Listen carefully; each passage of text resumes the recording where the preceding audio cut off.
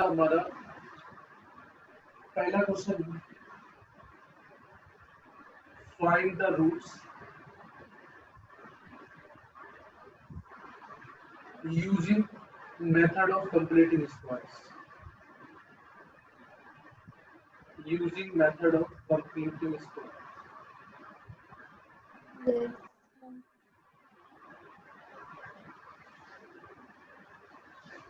तो first part है इसका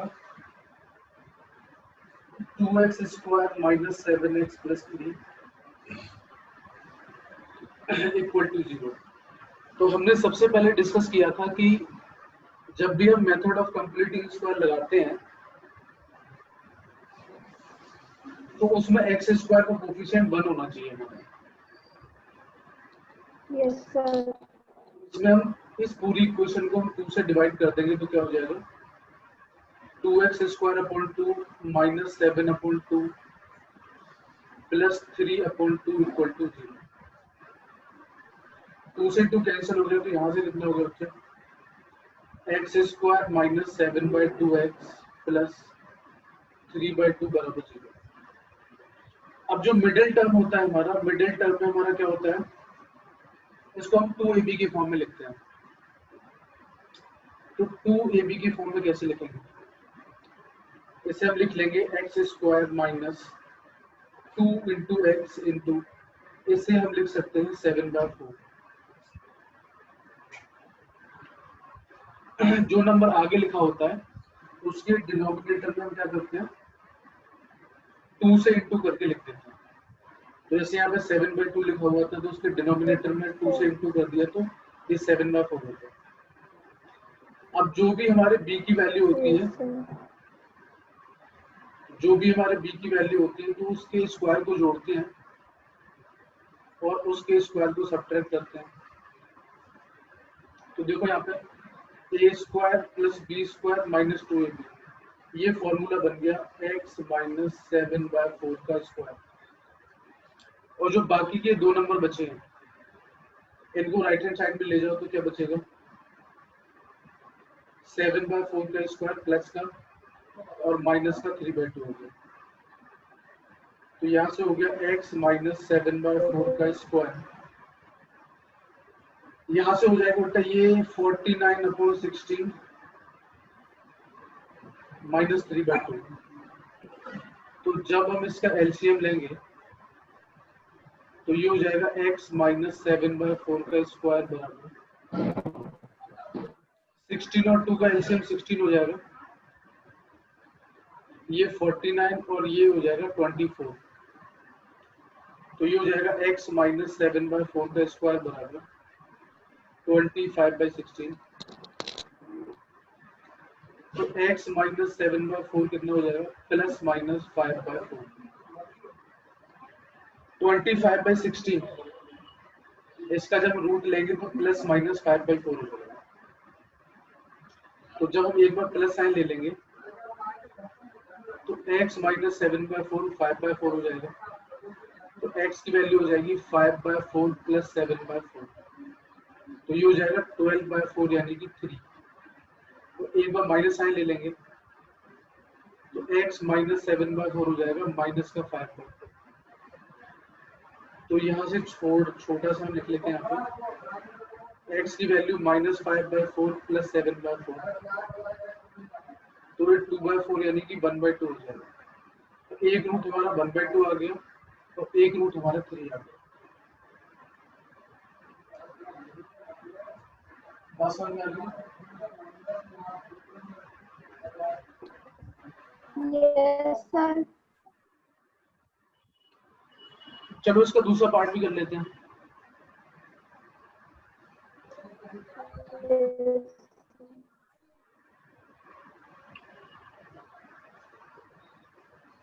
ये थर्ड पार्ट है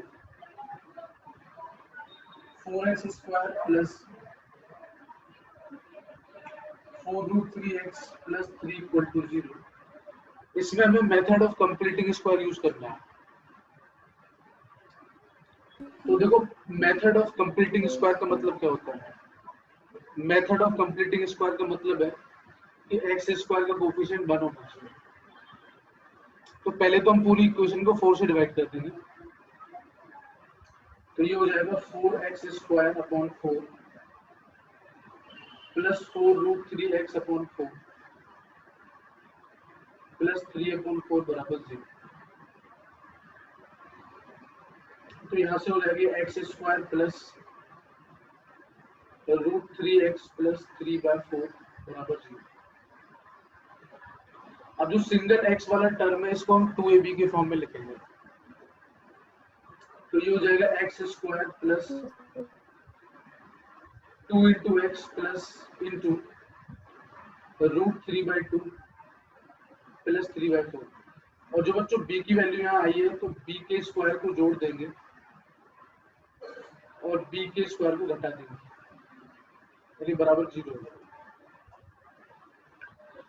तो देखो बेटा x square plus y square plus 2ab, ये फॉर्मूला हमारा हो जाएगा x प्लस √3/2 का स्क्वायर, और राइट हैंड साइड में क्या चला जाएगा, तो ये चला जाएगा और ये चला जाएगा, तो हो जाएगा √3/2 का स्क्वायर माइनस 3/4।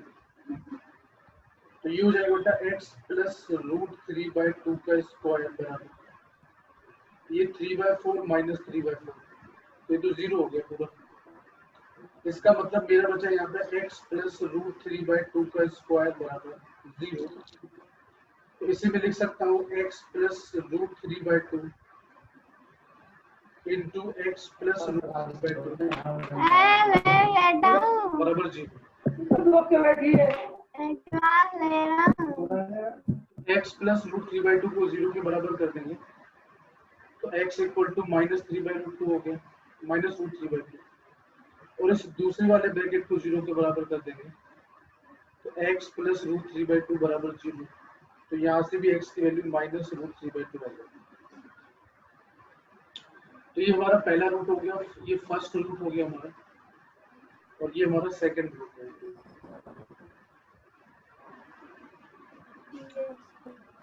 ठीक है, उसके बाद अपनी बुक को खोल के रखो। तो अब हम आते हैं वर्ड प्रॉब्लम्स पर। ठीक है, हम वर्ड प्रॉब्लम पे आते हैं।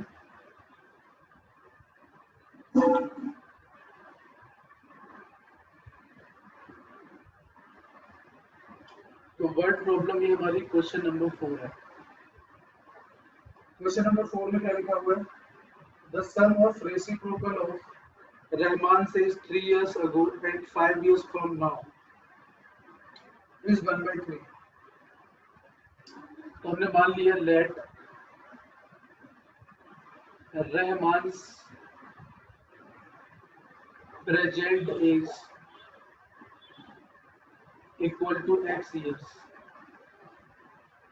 हमने मान लिया कि रहमान की प्रेजेंट एज कितनी है, x years है। तो 3 साल पहले उसकी उम्र कितनी होगी, एज 3 years ago। 3 साल पहले एज कितनी हो जाएगी, x माइनस 3 years। ठीक है, और एज 5 years फ्रॉम नाउ क्या हो जाएगा, आज से 5 साल बाद कितनी उम्र हो जाएगी, x प्लस 5 years। अब वो ये बोल रहे हैं अकॉर्डिंग टू क्वेश्चन,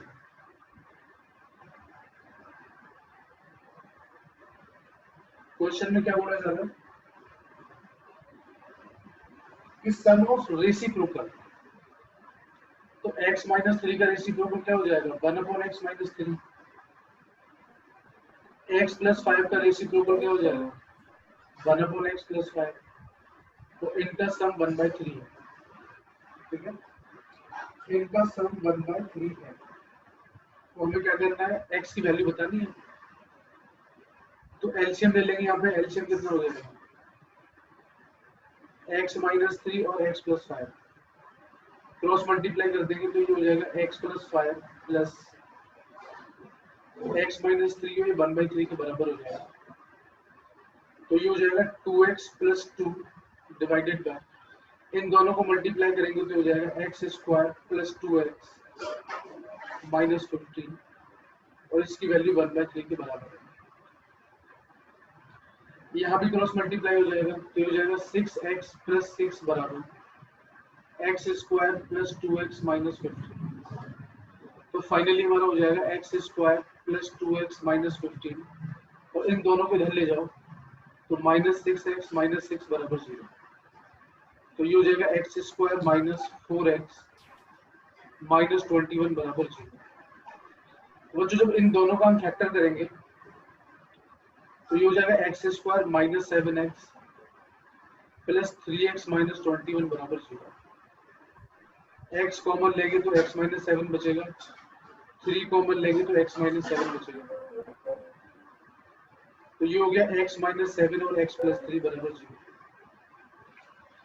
इन दोनों को बारी बारी से 0 के बराबर करेंगे बच्चों तो एक x की वैल्यू 7 आ जाएगी और एक x की वैल्यू माइनस 3 आ जाएगी। एज हमारी नेगेटिव में तो होती नहीं है तो x इक्वल टू 7 ईयर्स ये हमारा आंसर हो जाएगा। मतलब उस बंदे की यानी रहमान की जो प्रेजेंट एज है वो 7 ईयर्स यानी 7 साल है।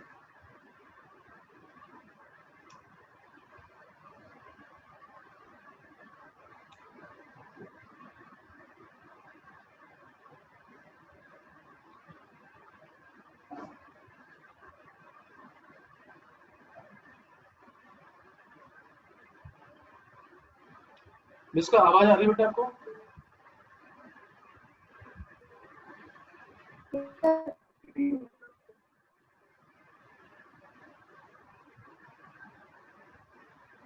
चैट से बता दो आप मुझे आवाज आ रही है कि नहीं आ रही है, बिकॉज मुझे आपकी आवाज ऐसे तो आ नहीं रही है।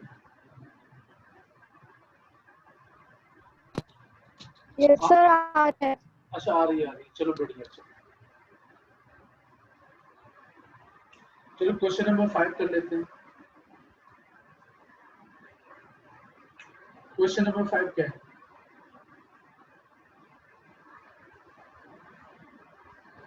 In a class test, the sum of Stephani's marks in mathematics and English is 30. मतलब एक लड़की है शेफाली, उसके मैथ में और इंग्लिश में 30 नंबर है, ठीक है। तो हमने मान लिया कि लेट मार्क्स इन मैथ्स, हमने मान लिया कि जो मैथ में मार्क्स है वो कितने हैं, x है। तो मार्क्स इन इंग्लिश कितने हो जाएंगे?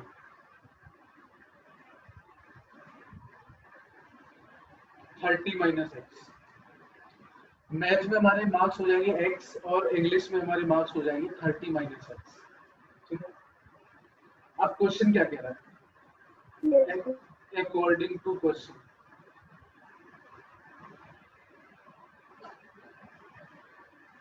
क्वेश्चन क्या है हमारा? अगर उसको 2 नंबर मैथ में ज्यादा मिल जाए और उसको इंग्लिश में 3 नंबर कम मिल जाए तो उन दोनों का मल्टीप्लीकेशन 210 है। और आज ही मैंने शाम वाली क्लास में बेटा एक क्वेश्चन कराया हुआ है। ये क्वेश्चन 2 बार पूछा गया है, आई थिंक 2004 या 5 में और 2019 में। ये 2 बार क्वेश्चन आया हुआ है सीबीएसई में। आज शाम वाली क्लास में मैंने क्वेश्चन कराया, यही वाला सर, सेम एग्जैक्ट यही वाला। तो लड़की है शेफाली, उसके मैथ में और इंग्लिश में 30 नंबर है। तो हमने मान लिया कि उसके मैथ में चलो x नंबर है, तो इंग्लिश में कितने नंबर हो जाएंगे? 30 माइनस एक्स।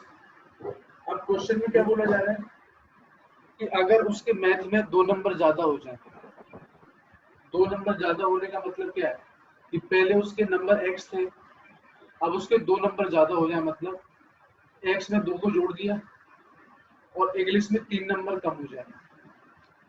3 नंबर कम होने का मतलब है पहले उसके इंग्लिश में थे 30 माइनस एक्स मार्क्स और 3 नंबर अगर कम हो गए तो 3 माइनस करना पड़ेगा हमें। और इन दोनों का मल्टीप्लाई कितना है? 210 है। तो सॉल्व कर लेते हैं इसको। तो ये हो जाएगा x प्लस 2 और ये हो जाएगा 30 में से 3 गया 27 माइनस एक्स।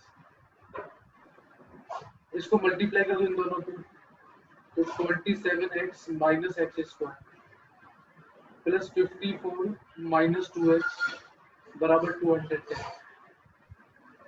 तो यहाँ से मेरे पास हो जाएगा minus x square plus 25x plus 54 बराबर 210। तो इन सबको उठा के यहाँ ले जाओ, तो ये हो जाएगा x square minus 25x plus 210 minus 54 बराबर 0। तो मेरे पास यहाँ होगा बेटा x square minus 25x plus 6 हो गया ये 156 इक्वल टू 0। तो ये हो जाएगा x square minus 13x minus 12x minus 156 बराबर 0। तो x कॉमन ले लेंगे तो x माइनस 13 बचेगा, माइनस 12 कॉमन ले लेंगे तो प्लस है यहाँ पे, तो x माइनस 13 बचेगा। तो ये हो जाएगा x माइनस 13 और x माइनस 12 बराबर 0। इन दोनों को बारी बारी से 0 के बराबर करेंगे तो x की वैल्यू 13 हो जाएगी और यहाँ पे x की वैल्यू 12 हो जाएगी। Yes sir. तो इसका मतलब ये हुआ कि अगर हम x की वैल्यू को 13 ले रहे हैं तो उसके मैथ में मार्क्स तो 13 हो जाएंगे और इंग्लिश में मार्क्स उसको हो जाएंगे 70, क्योंकि इन दोनों का सम 30 आना चाहिए ना। Yes sir. और अगर मैं x की वैल्यू 12 लेता हूँ तो मैथ में तो उसको 12 मार्क्स हो जाएंगे और इंग्लिश में उसको 18 मार्क्स हो जाएंगे। Yes sir. तो ये हो गया बच्चों हमारा 2 आंसर हो गया, मैथ में 13 और इंग्लिश में 17 और मैथ में 12 और इंग्लिश में 18। तो ये 2 आंसर हो गए, तो आंसर 1 हो गया हमारा और ये हमारा आंसर 2 हो गया। Yes sir. चलो आगे बढ़ते हैं।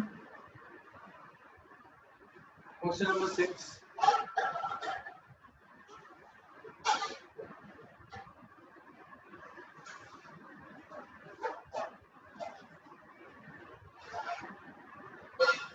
क्वेश्चन नंबर 6 है the diagonal of a rectangular field is 60 meters more than the shorter side। एक रेक्टेंगल है हमारे पास और एक उसका डायगोनल है। डायगोनल ऐसा होता है ना, तो हमने इसको मान लिया ABCD। तो हमने मान लिया शॉर्टर साइड हमारी कितनी होगी, हमने मान लिया x, या मान लिया हमने let shorter side equal to x metre. तो जो डायगोनल है वो कितना हो जाएगा, x प्लस 60 मीटर, क्योंकि क्वेश्चन में दिया जा रहा है कि जो डायगोनल है वो छोटी साइड से 60 ज्यादा है, ठीक है। और फिर बोला गया if the lower side is 30 metre more. तो इसका मतलब है कि ये हमारा x हो गया, ये हमारा x प्लस 60 हो गया और ये हमारा x प्लस 30 हो जाएगा, क्योंकि क्वेश्चन में दिया हुआ। तो लेंथ हमारी कितनी हो जाएगी, x प्लस 30 मीटर। हमें पता है कि ये जो है राइट एंगल होता है। तो अगर हम ट्रायंगल ABC की बात करें तो हम यहाँ पे पाइथागोरस थ्योरम लगा सकते हैं।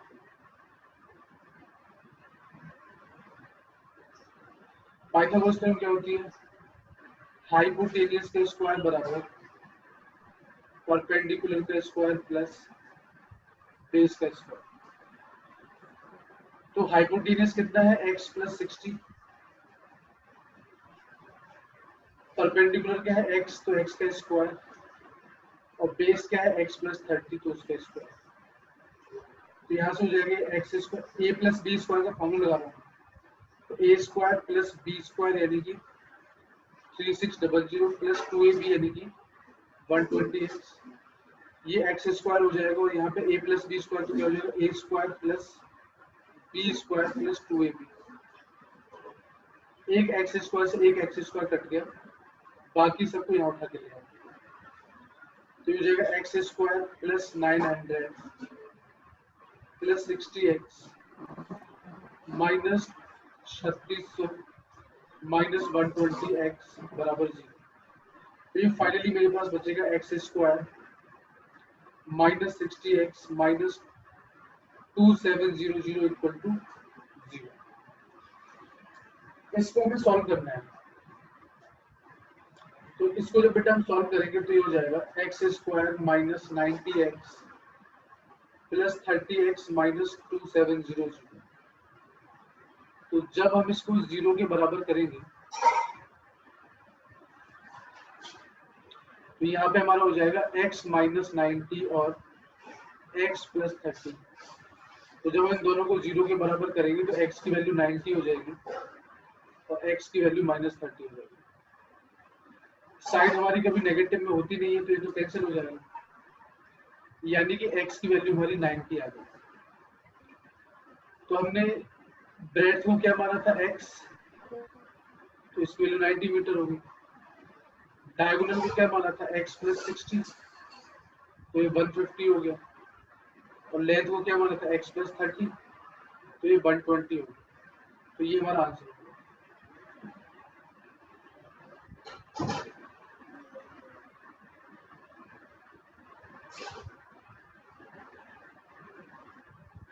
क्वेश्चन नंबर हमारा 6 हो गया। 7 भी कर लेते हैं। 7 हमारा लास्ट है। कल मैं आपको एक बाकी क्वेश्चन और कराऊंगा, ठीक है।